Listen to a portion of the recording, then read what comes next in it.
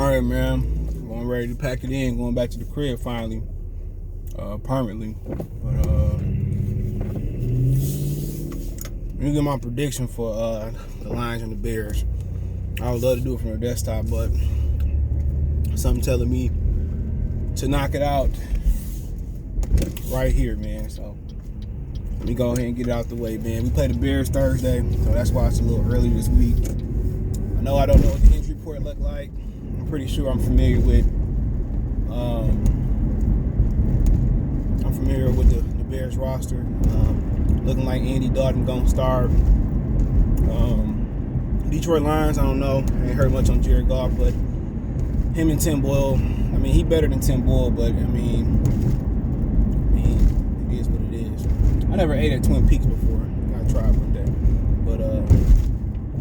But yeah, I mean, you know, it is what it is. Tim Boyle starting and Jared Goff starting, you know, it's going to be very important that DeAndre Swift get a lot of touches in space. I think they're getting away from the interior running of Jamal Williams and Garwin Inabuchi. They're going to feed Swift, and that's what you're going to see. You're going to see a very, very poor man's version of Barry Sanders, where he might pop one and change the game, but, you know, you need to be, he don't get those grinder yards. You feel what I'm saying? He don't get those grinder yards where he gonna thug it out to get those yards, and that's the issue. Because those are the type of runs that open shit up. But honestly, man, I really don't have. I mean, it's a game they probably should win. Khalil Mack not playing. Justin Fields' ribs not playing. He had his coming out party versus the Detroit Lions, so it's a game they definitely should win on paper, but should have won in Cleveland, you know, on paper. You know, most people thought they should have won in Philadelphia on paper, you know, and I just get tired of talking about it, man. You get tired of coming on here every week after demoralizing losses. You know, I'd rather get blew out than the way they've been losing. I'm gonna be real. I'd rather get blew out. I'd rather get blew out, you know, and, you know, but, you know, it's just, you know, for the Lions, just talk about what they need to do. Competence. Just make competent moves. You know, last week, you know, you couldn't get up and down the field. It's fourth down. You kick a field goal, man. Go. That's the time to go for it. You starting Tim Boyle. You know what I'm saying? I mean, why are we starting Tim Boyle again? And he did bad enough. Play David Blough. He gives you feet and he gives you legs. Just being competent, you know. Just competent moves like that. They just seem to not, you know, be able to make the competent decisions. And that's really the game plan. Be competent. Be competent. Be competent, bro. Make competent decisions. Call competent plays. And you know what I really did like, man, is how Dan Campbell threw Anthony Lynn under the bus before he threw Jared Goff under the bus, bro. And I understand the powers that be might have, might tell you one thing, but shit, you know, you threw this man under the bus. And, you know, I'm gonna be real, I ain't like that. And yeah, you know, because he a brother too. Yeah, that's part of it, but I ain't like the way they did the special teams coach last year when they fired him for going for it and he got it and he ain't challenged it. So it ain't all the way to do because Anthony Lynn a brother or not a brother, you know. But we know Jared Goff is the problem. That man, Anthony Lynn, had multiple success with rookie quarterbacks and Justin Herbert, and he had success with Phillip Rivers for years. And other quarterbacks that he had on his offense. So, like I said before, man, why not change out Jared Goff? Because you gave him $30 million. Y'all made a mistake of bringing him in. Let's call a spade a spade. Now we got to watch horrible football. And on top of that, he get injured. You put a quarterback who had like 12 or 13 touchdowns in Connecticut and Eastern Washington, 26 fucking picks. Competence, bro. That's coaching. All that is under coaching. Other than personnel and bringing guys in. That's under coaching. And game in and game out, Dan Campbell makes dumb decisions before the ball is snapped, during the ball is snapped, at halftime when it's not snapped. And after the game, you get tired of his boo-hooing and, well, we tried hard, we this, that, and the third. Well, the players are trying hard, and they've been in and they talent have put them in positions to win football games. Your coaching has not. They have been in football games despite Dan Campbell. And I'm not talking about Lynn or Glenn, whoever the special teams coordinator is. They've been in the games they've been in has been in spite Dan Campbell. I said it again. The games they've been in has been in despite Dan Campbell. And I'm just being honest. Rush hour, what is this, 275 I'm on? But yeah. And people act like, oh, it's the roster, that's an excuse. It's not an excuse.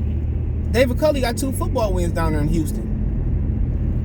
Urban Meyer's got 2 football wins, or whatever, he got two football wins down there in Jacksonville. Zach Taylor in Cincinnati done figured out how to get a few wins. Why can't this idiot? But y'all ain't gonna see it too late. Y'all blame the ownership, change the ownership. What the fan base need to be changed to? Move them niggas to San Antonio or something, man. They need to be changed too, because y'all so brainwashed just to believe every year it's hyped up, and I tell y'all it ain't gonna be that. Oh, I'm a hater, man. You a hater. I'm just telling y'all what it is, and every year I'm right. Ain't hard to predict though. You know what I'm saying? It's like being with a woman that got a good box. You don't want to see all her flaws until it's too late. And it's been over too late for the Lions fans, but like I said before, Swift. For one, they need to make competent decisions before the ball is snapped. David Blogg, despite I don't care how healthy or unhealthy Jared Goff is, David Blogg need to be the quarterback for one. And if he's not that good, so be it. We go back to Jared Goff. And going back to Tim Boyle is like, drinking 10 shots of 1 liter of bleach. Okay? But, put Blogg in the game. Use Godwin and Ibuchi as well too. If Jamal Williams ain't 100%, let him continue to rest. He didn't look 100% last week. Use Godwin and Ibuchi. He's the bridge between Williams and Swift's style. Swift is more fast, and people praising him. But when I watch the game, I'm not impressed other than the long run. But it is what it is. People gonna say I'm hating. When I see Jonathan Taylor, that's how you run the fucking football. But Ibuchi is whatever his damn name is. He's the balanced guy. He got speed and he got power. He's the hybrid between the both of them. So need to play him a lot more. But other than that, man, offensively, that's about it. Getting the ball to these bums, that's not helping. I'm tired of picking tight ends in the first round, and then we not getting shit out of them. You look at David Njoku, he was drafted pretty high. Evan Ingram, O.J. Howard, all these guys are drafted pretty high, and they not worth the pick. I don't care how good you block. Cole Kmet in the second round, not worth the pick. Never take a tight end in the first round. I don't care how green it is. Gronkowski was a second round pick. I'm not even comfortable taking some of them in the second round. Honestly. They don't use Gronkowski. They don't use these tight ends like Gronkowski and Aaron Hernandez and Tony Gonzalez and Antonio Gates. They don't use them like that. I seen one ball completed with T.J. Hockenson this year in the seams. So I'm not even gonna talk about getting Hockenson the ball. Tim Boyle did the best this year though, but it's still not enough for you to garnish a second round, a number 7, 8 pick overall. No. But defensively, collapse the pocket on old boy, on Andy Dalton, or whoever it is. Collapse the pocket, make Andy Dalton get the ball out of his hands quick, and stop the run. David Montgomery is public enemy number 1. Stop the run. Stop the run. And make Andy Dalton get the ball out of his hand, quick, and wrap up. That's pretty much the game plan.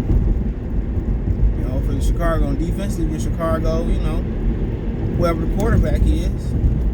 Shit, you can play coverage, you can play, you can rush 3, rush 2, rush 1, rush 8, rush 10, rush 12. If it ain't David Blog, you're going to have success doing whatever you want to do. Unless you leave these dudes wide open down the field and somehow Jared check down, baby back, the B word, somehow find the kahunas to throw the ball down the field. Or Tim Boyle cannot throw the ball in the dirt. So, unless those things happen, you should have success with whatever defense you want to call. You want to run a 5-2, a 4-4, a 9-9-9. If you get that many people on the field running. But in order for Detroit to win this game, man, they gonna have to get quarterback play. If they don't get no average quarterback play, they not gonna win the ball game unless the defense score touchdowns. So that's that. You talking about DeAndre Swift? He ain't the guy that you can put the offense on his back. He good for 1 or 2, 3, 5, 2 or 3, explosive plays, but that don't win football games. You know what I'm saying? He don't get the tough yards, and you're gonna have to enter Godwin in Ibuchi to beat and get those balanced yards to balance out DeAndre Swift. You running him 33, 25 times, and he getting 130, 136, but it's not a 136 it's not the 136 that it looked like. 33 carries on less than 4 yards a carry. That's not, the other week. Come on. Use the other backs to soften that defense up so he can pop shit, so he can pop more runs off me and be more fresher. But they never found the balance between Williams and Swift. Why would I ask them to find a balance between Swift and what's the other kid named Swift and Godwin in the booth? Once again, incompetence by the big idiot that wear the fucking headset. And that's the head coach. Incompetence again.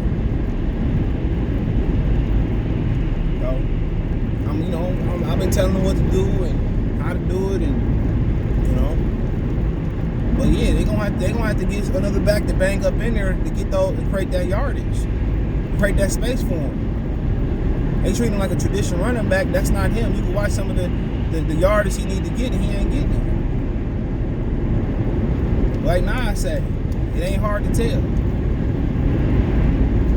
I might be too young for that one. That Michael Jackson sample, that's one of the greatest samples in hip hop. That's fire. And then also, Brand Nubian and punks jump up to get beat down. That James Brown sample is bananas too. Shout out to Diamond D. I wanted the Large Professor to do that. It ain't hard to tell. That's one of my favorite Nas songs. My favorite feature he did, might be my favorite song he did was I don't get off topic, was the joint with Mobb Deep, The World Is Mine. Oh man, that's Nas's most aggressive verse I heard. Even with Ether, that's his most aggressive. He changed his tone, but back on point, Turkey Day. I'm gonna wake up and watch the game. I'm just tired of being hurt as a fan. I'm tired of waking up on Sundays, wasting my time. And like I said, I let Michigan football go. I watch, but I don't watch with the vested interest that I used to have. You know what I'm saying? I don't break my neck to watch the games. If I catch it, I catch it. Like I was playing Grand Theft Auto 5 during the Maryland game. I went on my TV, got picture, but I don't care. I'm not gonna continue to break my neck to watch the Putty Cats, man. And maybe that mean more, Detroit Piston coverage, more Tiger coverage. They got that picture. Maybe mean more of that type of coverage. If it do, yeah, I played baseball as a kid. I understand a little bit about baseball. But if it do come to that, that's fine.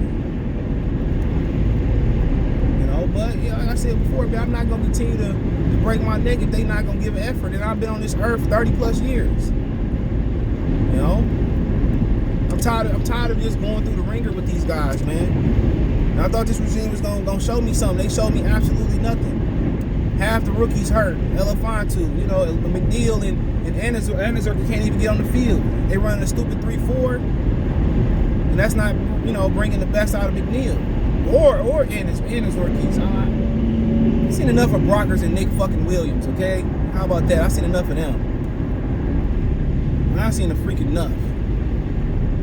But they improving though, and I think they gelling to play that 3-4, and pass rushing inside linebackers was gonna help them, and they might as well throw Derek Barnes on the edge, man. It was a play the other day. Austin Bryant looked like Trey Flowers. He looked so unathletic and stiff to make the play, man. Now I'm guessing he probably banged up because he always banged up, but He looked so bad, bro. So slow and so stiff. Man, I was like, what's going on? You know, but maybe they play Derek Barnes at his natural position, play him on the outside, see what he can do. Dwight Freeney was a smaller edge rusher.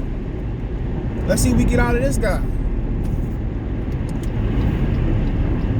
But, ultimately, I'm going to do something that, I'm going to do something. I'm going to get a benefit of the doubt. I'm going to say the Lions get their first win on Thanksgiving. Matt Nagy is probably going to get fired if they win by double digits. But I'm going to go ahead and say Mike Nagy don't get fired.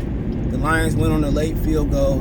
They win 20-23. They beat the Chicago Care Bears. The Care Bears from Chicago. They beat them.